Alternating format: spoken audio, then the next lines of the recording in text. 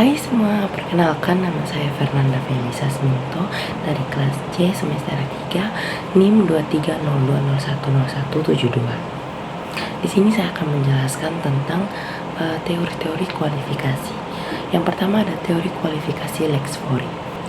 Kualifikasi harus dilakukan berdasarkan hukum dari pengadilan yang mengadili perkara karena sistem kualifikasi adalah bagian dari hukum intern lex fori tersebut. Yang kedua ada teori kualifikasi lex causa. Teori ini beranggapan bahwa proses kualifikasi dalam perkara HPI dijalankan sesuai dengan sistem serta ukuran-ukuran dari keseluruhan sistem hukum yang berkaitan dengan perkara. Yang ketiga ada teori kualifikasi bertahap. Penentuan lex causa dalam perkara HPI hanya dapat dilakukan melalui proses kualifikasi, dan pada tahap penentuan lex causa, kualifikasi mau tidak mau harus dilakukan berdasarkan lex fori terlebih dahulu. A. Kualifikasi tahap pertama dijalankan pada saat hakim harus menemukan kaidah HPI yang akan digunakan untuk menentukan titik tahu tertentu. Kualifikasi ini dilakukan dalam rangka menetapkan lex causa.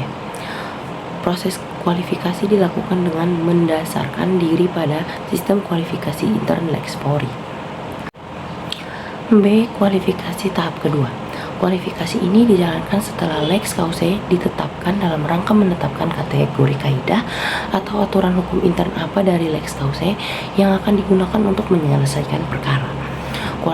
Kualifikasi pada tahap ini harus dijalankan berdasarkan sistem hukum kualifikasi intern yang dikenal pada lex causa. Pada tahap ini, semua fakta dalam perkara harus dikualifikasikan kembali berdasarkan kategori lex causa.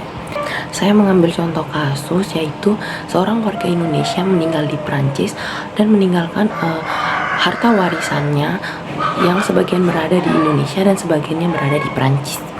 Ahli waris terdiri dari keluarga yang tinggal di kedua negara.